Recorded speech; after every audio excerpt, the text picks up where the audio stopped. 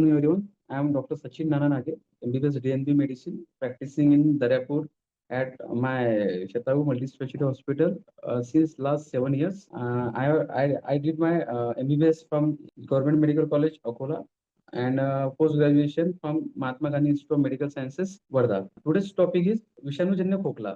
तो आठवडे का राहतो आणि त्यावर उपचार कसे करावे. तर व्हायरल इन्फेक्शन झाल्यानंतर तुमचा ताप निघून जातो. तुमच्या वेदना कमी होतात आणि तुम्हाला वाटते की तुम्ही पुन्हा सामान्य झालात. पण खोकला सुरुवातीच्या आजारापासून बरा झाल्यानंतरही आठवडे कधी-कधी महिनेही राहतो आणि डॉक्टर अनेकदा यालाच पोस्ट व्हायरल खोकला म्हणतात. आज आपण या सामान्य आणि अनेकदा निराशाजनक घटनेचा शोध घेणार आहोत. पोस्ट व्हायरल खोकला म्हणजे काय? तो इतका वेळ का राहतो? कोणत्या प्रकारच्या संसर्गामुळे तो होऊ शकतो आणि तो कसा वाटू शकतो आणि सर्वात महत्त्वाचे म्हणजे आराम मिळवण्यासाठी तुम्ही काय करू शकता? पोस्ट व्हायरल खोकला म्हणजे काय?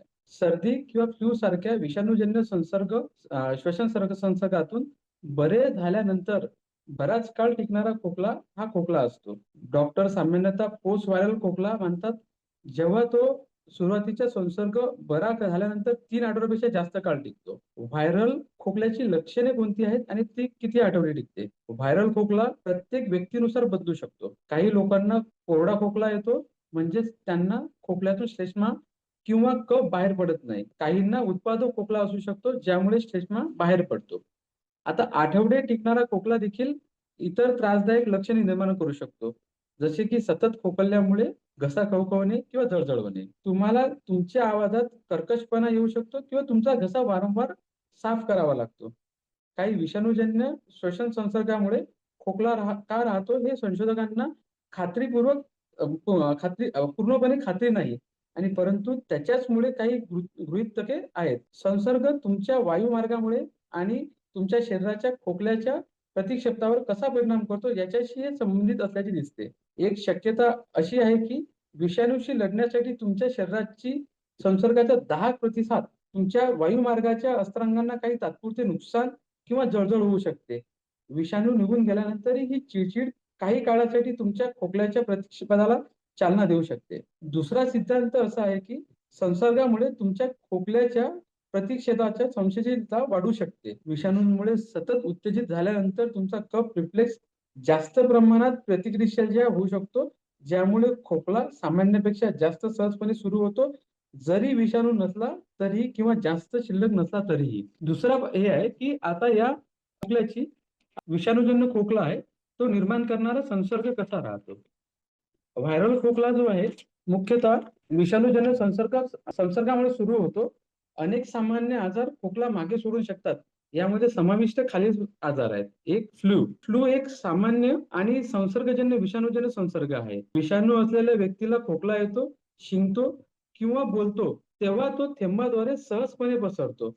त्यांनी स्पर्श केलेल्या पृष्ठभागांना स्पर्श करून आणि नंतर तुमचे तोंड, डोळे किंवा नाक स्पर्श करून देखील हा विषाणू उचलू शकतात. सततचा खोकला हे फ्लूचे एक सामान्य लक्षण आहे. बहुतेक लोक काही दिवसांपासून ते 2 आठवड्यापर्यंत बरे होतात, परंतु खोकला कधी-कधी खूप काळ टिकतो. लक्षणे सुरू होण्याच्या सुमारे 1 दिवस आधीपासून तुम्हाला फ्लूची लागण होते आणि लक्षणे दिसल्यानंतर 5 ते 7 दिवसापर्यंत तो पसरू शकतो.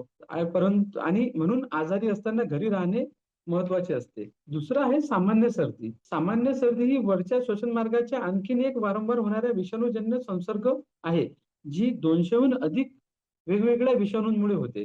प्रौढांना दरवर्षी सरासरी 2 ते 3 वेळा सर्दी होते.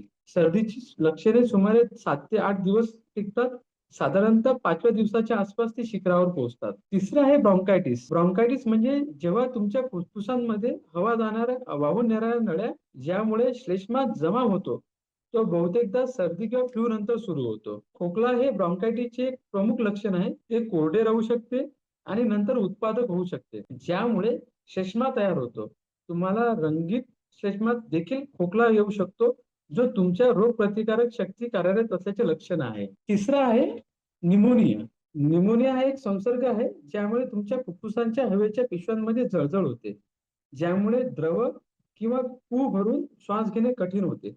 निमोनिया विषाणू, जीवाणू किंवा बुरशीमुळे होऊ शकतो आणि विषाणूजन्य आणि जीवाणूजन्य न्यूमोनिया संसर्गजन्य असू शकतात. हवेत देखील थेंबामुळे पसरतात. खोकला कधी कधी कफ निर्माण करणारा खोकला हा एक सामान्य लक्षण आहे. अगदी चालण्याचा निमोनिया म्हणून ओळखण्यात जाणारा सौम्य स्वरूपात देखील होतो. चौथा आहे क्रूप. क्रूप ही एक विषाणूजन्य स्थिती आहे जी बहुतेक लहान मुलांना प्रभावित करते, ज्यामुळे स्वर यंत्राभोवती सूज येते आणि ज्यामुळे श्वास घेण्यास त्रास होतो. एक विशिष्ट खोकला येतो जो भुंकणाऱ्या सील सारखा आवाज येतो. साधारणतः सर्दी विषाणूमुळे क्रूप तयार होऊ शकते आणि खोकल्या दरम्यान अरुंद स्वर यंत्रणामधून हवा बाहेर पडली की ते भुंकणाऱ्या आवाज निर्माण करते. श्वास घेणारे स्टायडोर नावाचा उच्च पिच शिट्टीचा आवाज देखील येऊ शकतो. चौथा आहे ब्रॉन्कायटिस. ब्रॉन्कायटिस एक विषाणूजन्य संसर्ग आहे ज्यामुळे तुमच्या फुफ्फुसांच्या लहान वायुमार्गांमध्ये जळजळ होते. हे लहान मुलांमध्ये सर्वात जास्त प्रमाण सामान्य आहे, परंतु प्रौढांमध्ये देखील प्रभावी ठरू शकते. आता यामध्ये डॉक्टरांना कधी भेटावे?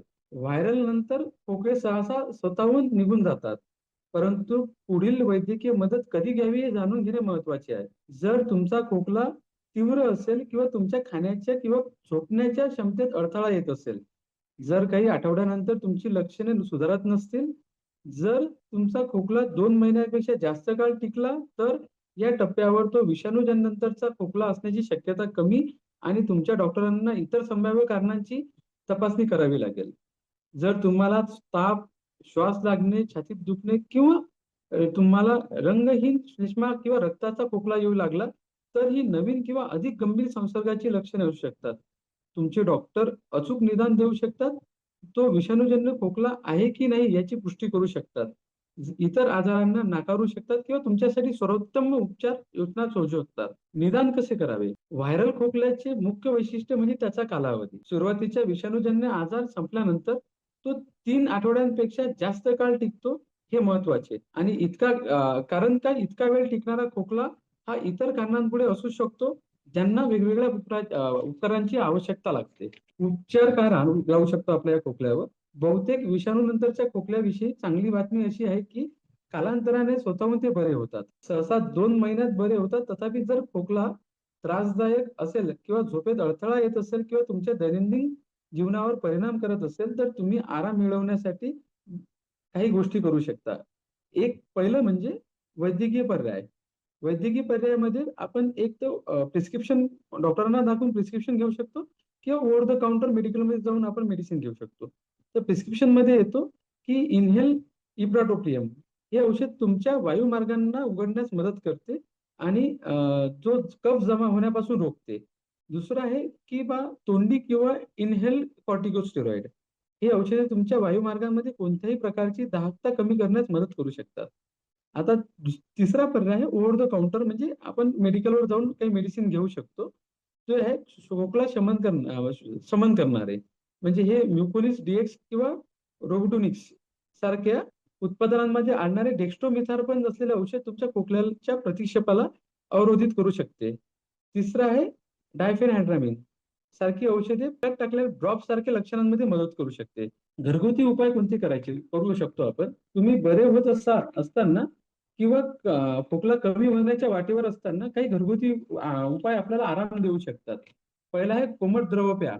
चहा किंवा मटणाचा रस्सा वारंवार खोकल्यामुळे होणारा घसा शांत करण्यासाठी मदत करू शकतो आणि कफ पातळ करण्यासाठी देखील मदत करू शकतो आणि त्यामुळे तो साफ होण्यास मदत होते. दुसरा आहे ह्युमिडिफायर म्हणजे घरगुती उपाय. घरगुती उपायामध्ये आपण पहिले तर म्हणू शकतो की कोमट द्रव प्या. कोमट द्रव प्या म्हणजे चहा किंवा मटणाचा रस्सा हा वारंवार खोकल्यामुळे होणारा घसा शांत करण्यासाठी मदत करतो आणि कफ पातळ करण्यासाठी देखील मदत करू शकतो. दुसरा आहे ह्युमिडिफायर किंवा वाफेची आंघोळ करा. हवेत ओलावा टाकल्याने तुमच्या वायुमार्गाचा आराम मिळू शकतो आणि जो कफ जमा होतो त्याला तो मोकळा करतो आणि घशात त्रासदायक घटक टाळा. म्हणजे काय सिगारेटचा धूर किंवा प्रदूषित हवा तुमच्यासारख्या त्या वायुमार्गांमध्ये त्रासदायक राहू शकते, ते तुम्ही टाळू शकता. आता महत्वाचा उपाय म्हणजे व्हायरल नंतरचा खोकला सहसा काही महिन्यात स्वतःहून बरा होतो, पण दरम्यान वैद्यकीय उपचार आणि घरगुती उपाय आराम देऊ शकतात. तथापि जर तुमचा खोकला तीव्र असेल आणि सुधारत नसेल, तर 2 महिने किंवा 2 महिन्यापेक्षा जास्त काळ टिकत असेल किंवा चिंताजनक लक्षणे असतील, तर योग्य निदान आणि व्यवस्थापनासाठी तुमच्या डॉक्टरांना भेटणे आवश्यक आहे. सीझनल खोकला राहतो म्हणजे बेसिकली काय राहतो, की जो जुलै, ऑगस्ट, सप्टेंबर महिन्यामध्ये जे पोलन्स जे फुलं फुलतात किंवा रोडवरची धूर याच्यामुळे जो खोकला राहतो त्याला आपण ॲलर्जिक रायनायटिस किंवा ॲलर्जिक ब्रॉन्कायटिस या नावाने ओळखतो. या खोकल्यामध्ये काय करावं लागतं, की शक्यतोवर आपण बाहेरचं पोलन्स किंवा धूर किंवा प्रदूषित हवा याला टाळणे फार जरुरी आहे. या पोलन्समुळे किंवा धुरामुळे आपल्या ज्या श्वासनलिका आहेत त्याच्यामध्ये इरिटेशन तयार होते, जलजल तयार होते आणि त्याच्यामुळे त्या आतमधले जो श्वासनलिका आहे त्याच्यामध्ये सिक्रिशन्स द्रव तयार होतात आणि ते मग आपल्या श्वासनलिकेला त्याच्यामध्ये हवा जाण्यास त्रासदायक अडथळा निर्माण करतात आणि त्याच्यामुळे आपल्याला कफ रिफ्लेक्स किंवा श्वास घ्यायला त्रास होतो. आता याच्यामध्ये या मंथ्समध्ये याला आपण सीझनल अस्थमा म्हणतो किंवा सीझनल ॲलर्जी म्हणतो. या मंथमध्ये सर्वात महत्त्वाचा उपाय जो असतो तो म्हणजे या गोष्टीपासून टाळणे, दूर जाणे. आणि दुसरी महत्त्वाची गोष्ट म्हणजे, की जेव्हाही हा मंथ चालू होतो, तेव्हा ज्यांनाही ॲलर्जिक कंडिशन नेहमीसाठी राहते, त्यांनी वर्षातनं एकदा इंजेक्शन इन्फ्लुएन्झा राहतो, ते इंजेक्शन घेणे फार जरुरी राहते. त्याच्यामुळे आपली रोगप्रतिकार क्षमता वाढण्यासाठी मदत होते आणि या फेजमध्ये याचे सिम्प्टम जे आहेत कफचे, ते कमी होण्यास मदत होते. दुसरी महत्त्वाची गोष्ट, कोणताही खोकला जर फार काळ टिकत असेल, तर त्याला फार सामान्य घेण्यात फार हिताचे नाही. डॉक्टरांना लवकरात लवकर कन्सल्ट करणे फार जरुरी आहे.